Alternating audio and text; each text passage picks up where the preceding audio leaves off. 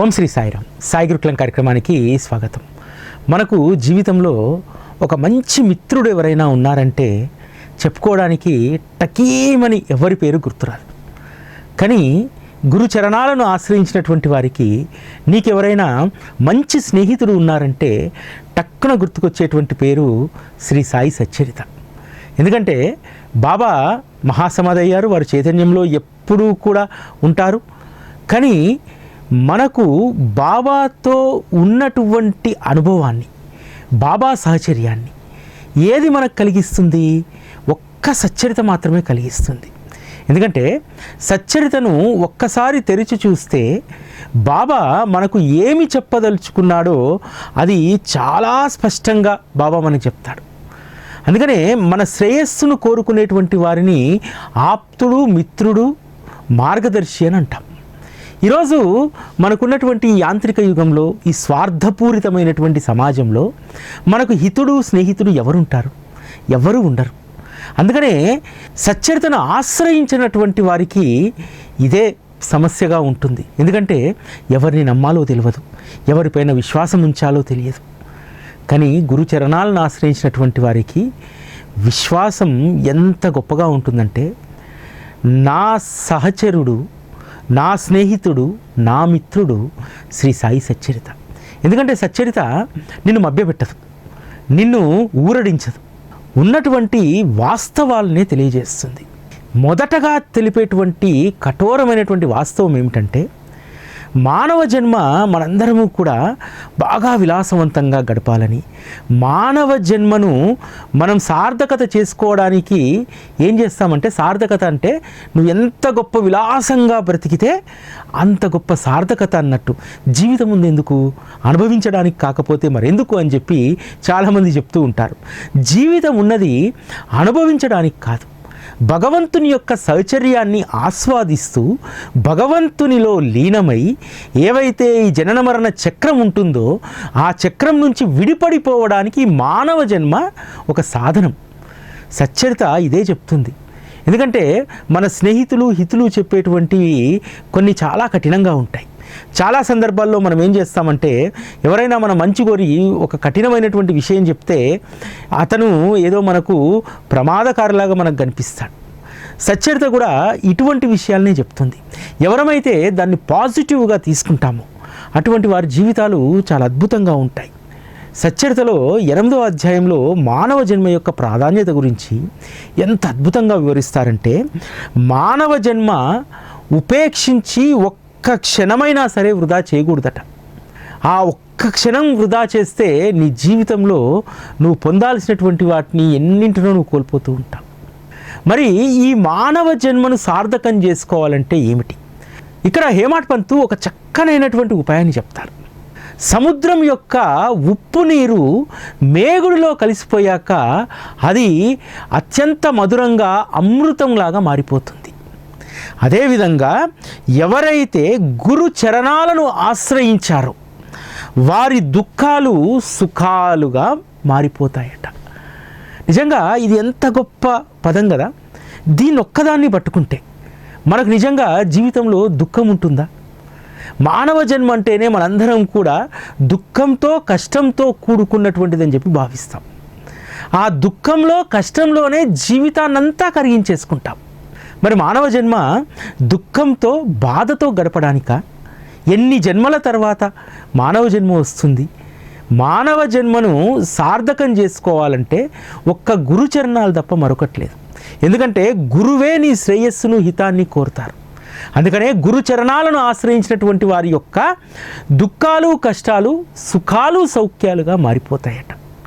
ఎందుకు మనందరి జీవితంలో కూడా ఇప్పుడు నా జీవితమే ఉందనుకోండి, నేను ఎంచుకున్నటువంటి ఆ వృత్తిలో ఉంటే ఎంత నరకయాతనను అనుభవించేటువంటి వాడినో ఈ గట్టుకు చేరిన తర్వాత, అంటే గురుచరణాలు అనేటువంటి ఒడ్డుకు చేరిన తర్వాత ఇప్పుడు నాకు తెలుస్తుంది.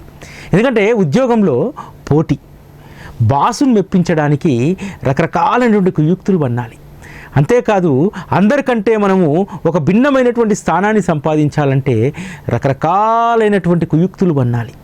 వీటిలోనే జీవితం అంతా అయిపోతుంది. అయిపోయి మన జీవితం అంతా చాకిరికే పోతుంది. ఆ విధంగా మనం సంపాదించినటువంటి స్థానమో లేకపోతే డబ్బో అందులో తృప్తి ఉంటుందా? అస్సలు ఉండదు. మరలా ఇంకొంత ఎక్కువ సంపాదించాలి, ఇంకొక స్థాయిని పెంచుకోవాలి అనేటువంటి దాంట్లోనే ఉండేది. అంతే తప్ప ఒక తృప్తికరమైనటువంటి జీవితము అస్సలు ఉండేది కాదు. అటువంటి సమయంలో మన జీవితాలను బాబా ఒక ఒడ్డున పడేస్తాడు. నా జీవితానికి సంబంధించి నేను చెప్పుకోదలుచుకుంటే, బాబా నన్ను ఎంత గొప్ప ఒడ్డుకు చేర్చారంటే, నాకు ఏది ప్యాషనో, ఏది నేను చేయగలుగుతానో అదే పనిలో పెట్టి అందులో గొప్ప నిష్ణాతునిగా ఎదిగేటువంటి ఒక అవకాశాన్ని కలిగించి ఈరోజు ఆయన చరణాల వద్ద ఎంత తృప్తిగా ఉంచుతున్నారో అది నా అంతరాత్మకు తెలుసు. అదేవిధంగా మీరు ఎవరైతే గురుచరణాలను గట్టిగా పట్టుకొని దుఃఖాలను కూడా సుఖాలుగా అనుభవిస్తున్నారో మీ అందరికి కూడా తెలుస్తుంది. ఎందుకంటే ఇక్కడ నాకెవ్వరూ పోటీ లేరు. బాబా చరణాలను పట్టుకున్న తర్వాత మనకు మనమే పోటీ అవుతాం. ఎందుకంటే ఈరోజు బాబా గురించి తెలుసుకున్నటువంటి దాన్ని రేపు మరలా ఇంకా అంతకు మించినటువంటి విషయాలను, అంతకు మించినటువంటి జ్ఞానాన్ని పొందాలి. సచ్చరితలో మనం చదివేటువంటి ప్రతి అక్షరంలో అంతరార్థాన్ని తెలుసుకోవాలి అనేటువంటి పోటీ మనలోనే మొదలవుతుంది. ఆ పోటీ ఎంత గొప్పదంటే, బాబా యొక్క ఆత్మస్వరూపాన్ని పరిపూర్ణంగా తెలుసుకునేటువంటి మార్గంలో మనం పడతాం. తద్వారా ఏం జరుగుతుంది? ప్రపంచంలో ఉన్నటువంటి ఇతర విషయాల పట్ల అంత ఆసక్తి ఉండదు. దాంతో మనకు ఒక తృప్తికరమైనటువంటి జీవితం లభిస్తుంది. ఎప్పుడైనా గుర్తుపెట్టుకోండి, జీవితంలో పోటీ అనేటువంటిది లౌకిక విషయాల్లో ఉండకూడదు. లౌకిక విషయాల్లో పోటీ పడతారు. పోటీపడి ఒక ఉన్నతమైనటువంటి స్థానం వస్తుంది. ఒక సాధారణ స్థితి నుంచి కోటీశ్వరులుగా మనం మారుతాం. కోటీశ్వరులుగా మారినటువంటి వారికి సుఖం ఉంటుందా? సంతోషం ఉంటుందా? ఏ స్థాయిలో ఉన్నటువంటి వారికి కూడా పరిపూర్ణమైనటువంటి సుఖము ఏది ఉండదు. ఏ స్థాయిలో ఉన్నా సరే గురుచరణాలను ఆశ్రయించినటువంటి వారికి మాత్రమే తృప్తి ఉంటుంది. ఇతరులకు అది ఉండదు. బాగా సంపాదన వచ్చిందనుకోండి, మనకు ఇతర కష్టాలు దుఃఖాల కంటే కూడా ఆ సంపదను ఎలా రక్షించుకోవాలనేటువంటి వ్యధ మొదలవుతుంది. చాలామంది అనుకుంటారు, బాగా సంపాదించేస్తే, బాగా మనము ఉన్నత స్థితికి వెళ్తే సంతోషంగా ఉంటామని చెప్పి. ఆ సంతోషం, తృప్తి అనేటువంటిది భగవంతుని సాహచర్యంలో ఉంటుంది తప్ప నీ లౌకికపరమైనటువంటి స్థితి మారితే అది రాదు. ఎందుకంటే మరి చాలామంది బాగా స్థితిమంతులు ఉన్నారనుకోండి. ఒక ఆవిడ 7 వారాల నగలు చేసుకుందనుకోండి. 7 వారాల నగలు చేయించుకొని ప్రతిరోజు నగలేసుకొని బయటికి వెళ్తే ఆమె చూసేటువంటి వాళ్లకు ఆమె యొక్క స్థాయి, హోదా, ఆమె యొక్క సంపద చూసి అందరం కూడా అబ్బాబ్బా అనుకుంటాం. కానీ ఆమె సంతోషంగా ఉంటుందా? ఉండదు.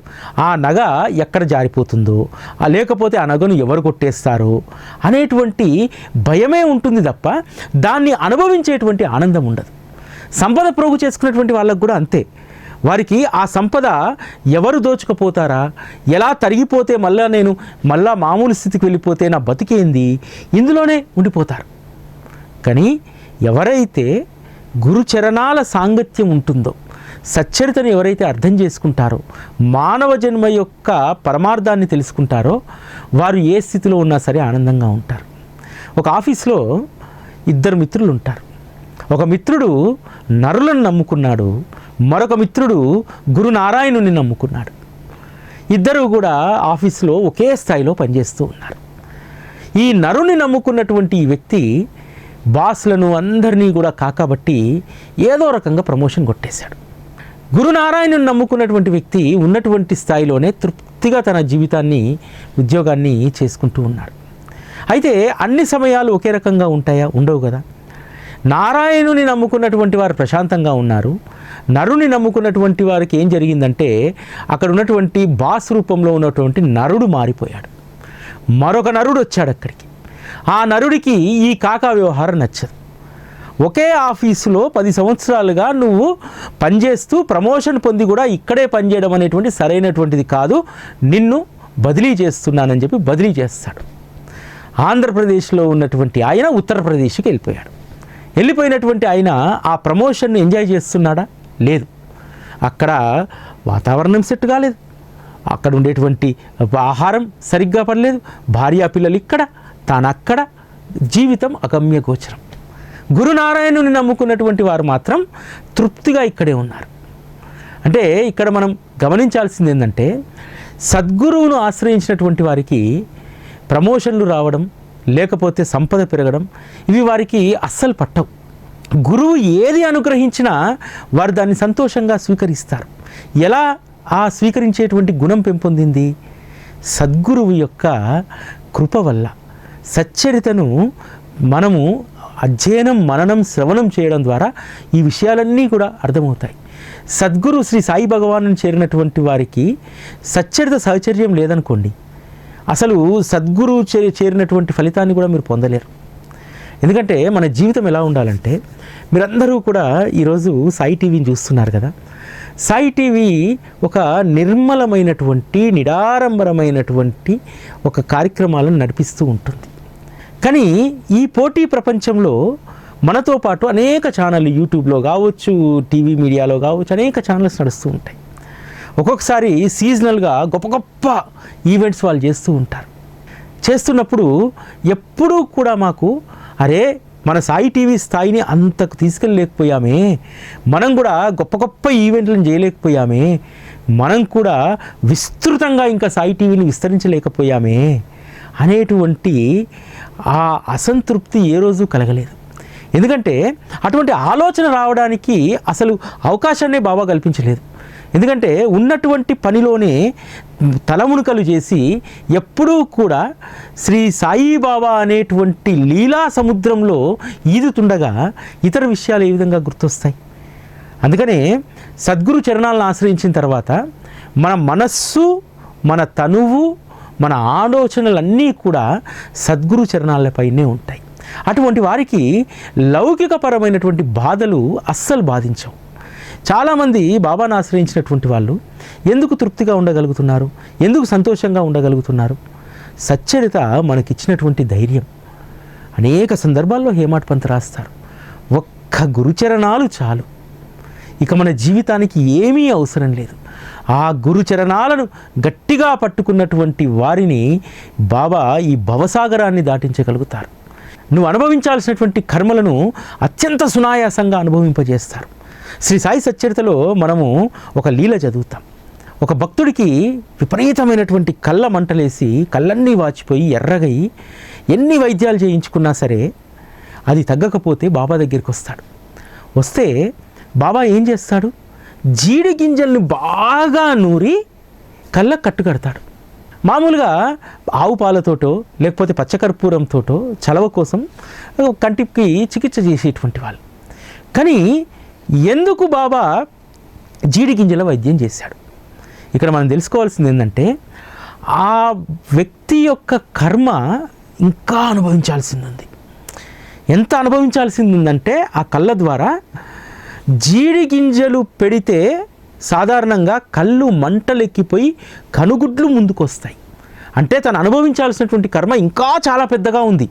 తను అనుభవిస్తున్నటువంటి కర్మ 50% పూర్తి కాకముందే సద్గురువు వద్దకు వచ్చాడు. కాబట్టి బాబా ఏం చేశాడు?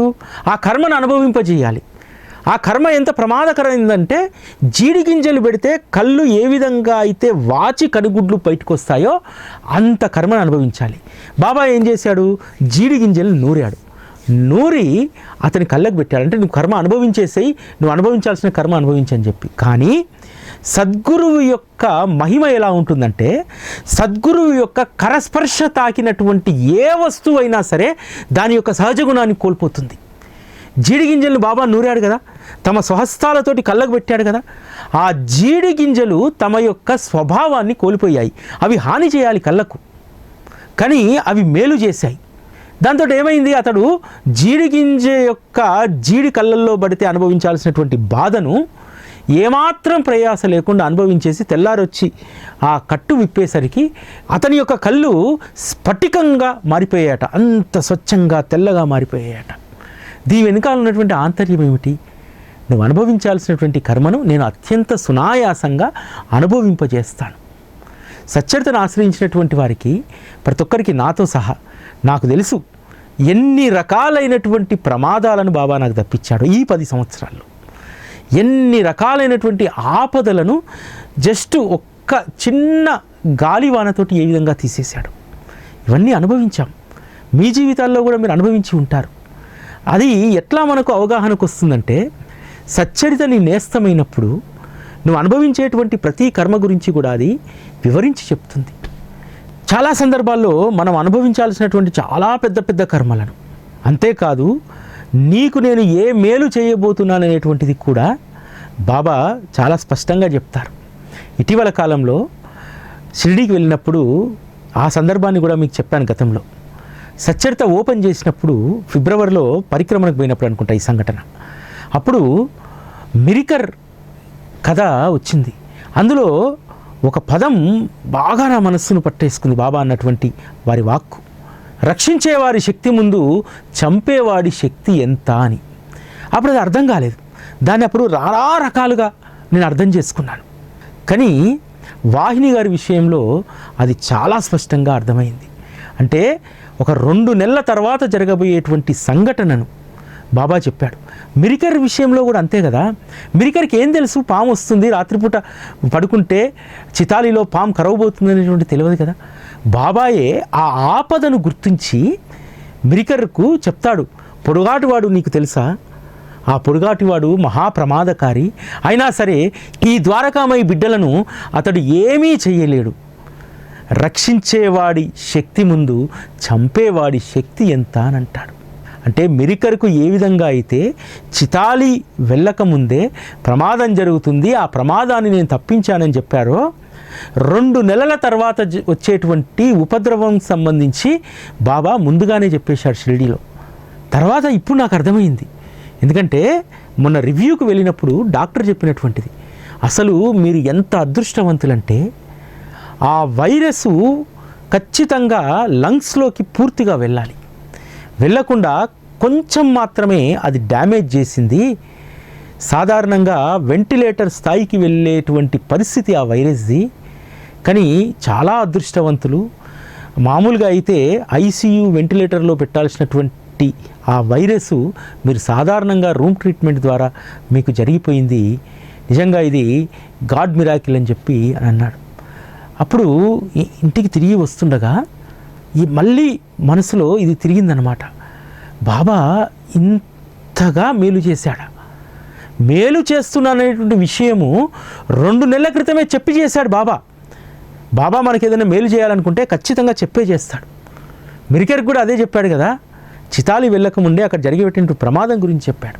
అదేవిధంగా షిరిడీ పరిక్రమణకు వెళ్ళినప్పుడు 2 నెలల్లో ఈ ఉపద్రవం రాబోతుంది, అయినా సరే నేను ఊరుకుంటానా, రక్షించేవాడిని నేనుండగా చంపేవాడి శక్తి ఎక్కడ పనిచేస్తుంది అని చెప్పాను అన్నాడు. ఇది కదా సచ్చరిత చేసేటువంటి మేలు. లేకపోతే ఎలా తెలిసేది?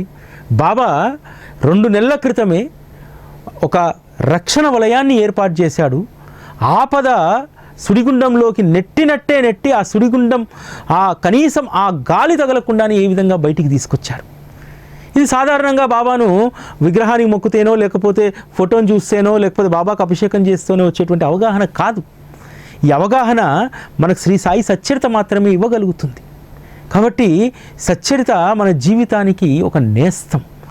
జీవితంలో ఎవరైనా శ్రేయోభిలాషి ఉన్నారంటే మనకు ఒక్క సచ్చరిత తప్ప ఇంకొకటి లేనే లేదు. బాబా చెప్పినటువంటి కొన్ని మాటలను సచ్చరిత ఎంత అద్భుతంగా చెప్తుందంటే ఒక్కొక్కసారి కన్నీరు వచ్చేస్తుంది. ఎందుకంటే మన మనసును నొప్పియకుండా బాబా యొక్క రూపాన్ని చూపెట్టి ఒక సత్యాన్ని సచ్చరిత చెప్తుంది తెలుసా. బాబా చిరిగిపోయినటువంటి వస్త్రాన్ని ధరించేవాడు, ఒక రేకు డబ్బాలో తీసుకెళ్ళి భిక్షకు వెళ్ళేటువంటి వాడు, కొలంబా మాత్రమే ఉండేది మసీదులో, కడు పేదరికంగా బ్రతికాడు అని చెప్పి. అంతేకాదు బాబా అన్నటువంటి ఒక మాట రాస్తారు హేమాడ్ పంత్, రాజరికం కంటే పేదరికమే శ్రేష్టము, పేదరికమే శాశ్వతమైనటువంటి సుఖాన్ని ఇస్తుంది అని చెప్పి. దాన్ని మనం అర్థం చేసుకుంటే సాధారణమైనటువంటి భాషలో పేదరికం అంటే ఏమీ లేనితనం అని చెప్పి మనం అనుకుంటాం. బాబా చెప్పినటువంటి పేదరికం శ్రేష్టమైంది అన్నాడు కదా. ఆ శ్రేష్టమైనటువంటి పేదరికం ఏమిటో తెలుసా? ఆత్మతృప్తి, సంతృప్తి. నువ్వు ఎంతటి వైరాగ్యాన్ని కలిగి ఉండాలో ఆ ఒక్క మాట మనకు రుజువు చేస్తుంది. ఇది సచ్చరితను ఒక్కసారి చదివితే అర్థమయ్యేటువంటిది కాదు. సచ్చరితను అర్థం తెలుసుకోకుండా 100 సార్లు పారాయణ చేసినా తెలిసేటువంటిది కాదు. పేదరికం శ్రేష్టం అనేటువంటి ఆ మాట మనము ఎంత వైరాగ్యాన్ని కలిగి సంతృప్తిగా బ్రతకాలనేటువంటి దాన్ని చెప్తుంది. ఒక పరమాత్మ అయినటువంటి నేనే అష్టసిద్ధులు నా వశమై ఉండగా నేనే ఒక సాధారణమైనటువంటి ఫకీరుగా తృప్తికరమైనటువంటి జీవితాన్ని గడుపుతున్నానంటే మీకు భగవంతుడు ఇచ్చినటువంటి ఒక మంచి స్థితిలో మీరు ఎంత గొప్ప వైరాగ్యాన్ని కలిగి మీరు జీవించాలి. సంపదలు, ఐశ్వర్యాలు, పలుకుబడి ఇవి ప్రధానమైనటువంటివి కాదు. మనం ఎప్పుడైతే ఆత్మతృప్తితో వైరాగ్య స్థితిలో మనం బ్రతకగలిగితే అన్నీ మన చుట్టూ ఉన్నా సరే బాబాకి ఏం తక్కువ. బాబా అడిగితే ఆ రోజుల్లోనే మహల్ కట్టించేటువంటి గొప్ప కోటీశ్వరులైనటువంటి భక్తులు రాలేదా, లేరా? అయినా సరే బాబా ఎందుకు వారు ఆ విధంగా ఒక సాధారణమైనటువంటి జీవితాన్ని గడిపారు. పరమాత్మ శ్రీ సాయిబాబాకు గొప్ప స్థానాన్ని ఇచ్చాడు, సద్గురు అనేటువంటి స్థానాన్ని. దాన్ని ఆయన తనకున్నటువంటి శక్తుల ద్వారానో తనకున్నటువంటి మహిమల ద్వారానో దాన్ని దుర్వినియోగం చేయలేదు. ఏది కూడా ఎవరికి ఆయాచితంగా ఇవ్వలేదు. ఎట్లా మనం బ్రతకాలనేటువంటి దాన్ని వారు స్వయంగా జీవించి చూపెట్టారు. ఆ జీవన విధానంలో ఉన్నటువంటి వైరాగ్యాన్ని మనం అర్థం చేసుకుంటే మన జీవితం ఎంత అద్భుతంగా ఉంటుందో. ఎందుకంటే గురుచరణాలను ఆశ్రయించిన తర్వాత దుఃఖాలు కూడా సుఖాలుగా మారిపోతాయన్నారు అనేటువంటి మాట కూడా మనం చాలామంది ఎలా తీసుకుంటామంటే ఇక గురువు చరణాలను ఆశ్రయిస్తే మనకు సకల సంపదలు వచ్చేస్తాయి, కష్టాలు దూరం అయిపోతాయని చెప్పి. అది కాదు దాని అర్థం. దాని అర్థం ఏమిటంటే కష్టాలు కూడా సుఖాలుగా మారిపోతాయి, కష్టాన్ని కూడా ఆనందంగా అనుభవించేటువంటి స్థితి నీకు కలుగుతుంది. అందుకనే బాబా తత్వాన్ని అర్థం చేసుకున్నటువంటి వాళ్ళు ఆ రోజు భక్తులు చాలా కొద్దిమంది. ఆ కొద్దిమంది గురించి సచ్చరితలు చెప్పబడుతుంది. అందులో కాకాసాహెబ్ దీక్షిత్. ఏమీ తక్కువ కాకాసాహెబ్ దీక్షిత్కు. గొప్ప పలుకుబడి ఉంది, ఐశ్వర్యం ఉంది, సంపద ఉంది. అవన్నీ వదిలేసి ద్వారకామాయిలో కూర్చోవడానికి సరైనటువంటి చదివినటువంటి స్థలం కూడా లేదు. కూర్చుంటే తొడలకు పిరుదలకు రాళ్ళు ఒత్తుకపోతున్నా సరే ఆ బాధ తెలియకుండా గంటల కొద్దీ వాళ్ళు ఎలా కూర్చోగలిగారు? వైరాగ్యం. అరే పరమాత్మనే ఇంత వైరాగ్య స్థితిలో ఆయన ద్వారకామాయిలో కూర్చొని ఉన్నారే, ఆయనను చూస్తూ కూర్చుంటే చాలు ఈ కుచ్చుకునేటువంటి రాళ్ళు కూడా పట్టుపరుపులవుతాయి అనుకున్నారు. ఆ విధంగా బాబా యొక్క సహచర్యాన్ని వారు అనుభవించారు. ఈరోజు సచ్చరితను ఎవరైతే అవగాహన చేసుకుంటారో అవగాహన చేసుకున్నటువంటి వాళ్ళ యొక్క జీవితాలు చాలా భిన్నంగా ఉంటాయి. ఎందుకంటే ఈరోజు ఇవ్వాలి, పక్కవారికి పంచాలి అనేటువంటిది ఎవ్వరికీ ఉండదు. 100% ఇతరులకు ఇవ్వడానికి, తమ సంపదను ఇతర వ్యవహారాలకు, దైవిక కార్యక్రమాలకు వెచ్చించడానికి ఎవ్వరికీ సాధారణంగా మనసు అంగీకరించదు తెలుసా. కానీ ఎవరైతే సచ్చరితను అర్థం చేసుకుంటారో వారికి ఇవ్వాలనేటువంటి గుణం పెరుగుతుంది. ఇంకా నేను ఎంత బాబా కోసం వెచ్చించాలనేటువంటి దాన్ని వారి మనస్సులో, ఆలోచనల్లో రోజు రోజుకు అది రెట్టింపు అవుతూ ఉంటుంది. ఎందుకంటే మేము స్వయంగా చూస్తున్నటువంటిది సాయి టీవీ అనేటువంటి వ్యవస్థను నడపడానికి, సచ్చరిత అనేటువంటి మాధుర్యం మరికొంత మందికి పంచడానికి సాయి టీవీలో వేసేటువంటి ప్రతి కార్యక్రమంలో దక్షిణ చెల్లించి ఎందుకు కొద్దిమంది పాల్గొంటారు, కొద్దిమంది మాత్రమే కూడా ఎందుకు పాల్గొంటారో కూడా నేను చాలా సందర్భాల్లో చెప్పాను. ఇవ్వాలి, నేను ఈ సత్కార్యంలో భాగస్వామ్యం కావాలనేటువంటి గుణం అది ఊరికే వచ్చేటువంటిది కాదు. బాబా పట్ల ఎంతో ప్రేమ ఉంటే తప్ప.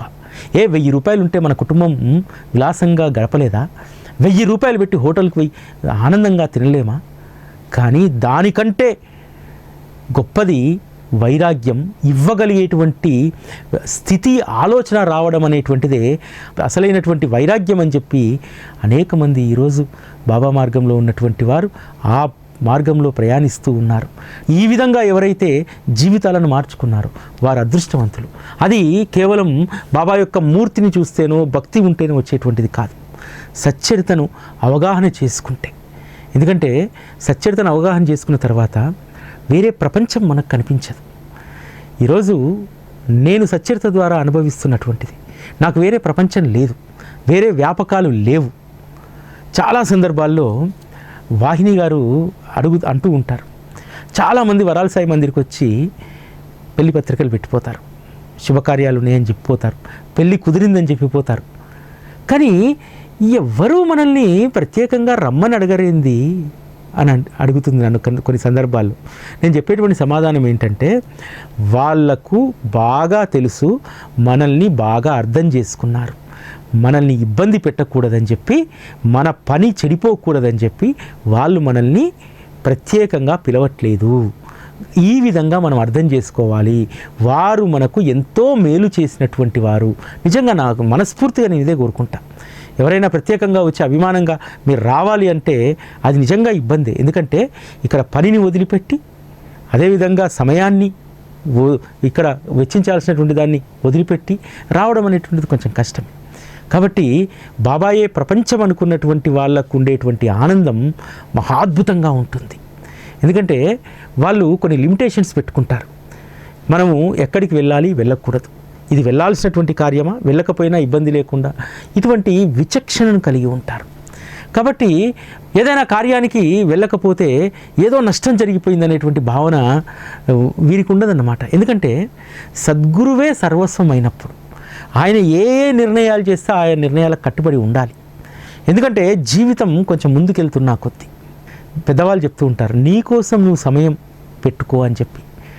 నీకోసం నువ్వు సమయం పెట్టుకోవడం కాదు, నీ జీవిత పరమార్థానికి బాబా కోసం కొంత సమయాన్ని పెట్టుకోండి. ఇది మనకు సచ్చరిత చెప్పేటువంటిది. మనం చాలామంది సమయం లేదంటాం. సమయం లేదనేటువంటి మాట అబద్ధం, మనల్ని మనం మోసం చేసుకుంటున్నట్టు. సమయం ఉంటుంది, ఉన్నటువంటి దాన్ని ఈ విధంగా సద్వినియోగం చేసుకోవాలి. సచ్చరిత అనేటువంటి సహచర్యం మన జీవితాలను, మన సమయాన్ని సద్వినియోగం చేస్తుంది. కాబట్టి నా జీవితంలో నా సచ్చరిత చాలా గొప్పది. నాకు చాలా గొప్ప మిత్రుడు సచ్చరిత. ఎందుకంటే నాకంటూ ఈ ప్రపంచంలో ప్రాణ స్నేహితులు, ఆప్తమిత్రులు, మార్గదర్శి ఎవ్వరూ లేరు. లేకపోయినా నేను ఏ రోజు కూడా ఈ 10 సంవత్సరాల్లో నేను కృంగిపోలేదు. అయ్యో నేను ఫోన్ చేసి మాట్లాడడానికి, ఆప్యాయంగా మాట్లాడడానికి ఒక మిత్రుడు లేకపోయనే అని చెప్పి అనుకోలేదు. ఎందుకంటే ఈ మిత్రుడు నా దగ్గర ఉన్నాడు కదా, ఆ మిత్రుడితో పరిపూర్ణంగా నేను మాట్లాడలేకపోతున్నాను, ఇంకా పరిపూర్ణంగా సహచర్యం చేయలేకపోతున్నాను. ఇంకా లౌకికంగా ఉండేటువంటి మిత్రులు, బంధువులు, స్నేహితులు, వీరితో నేను ఏ విధంగా వ్యవహారాన్ని నడపగలుగుతాను. కాబట్టి ఇది మనకు వరప్రదాయిని శ్రీ సాయి సచ్చరితయే మనకు అసలైనటువంటి నేస్తం, అసలైనటువంటి శ్రేయోభిలాషి. ఇది ఈరోజు కార్యక్రమం. మళ్ళీ రేపటి కార్యక్రమంలో కలుసుకుందాం. అప్పటి వరకు సెలవు. నమస్కారం.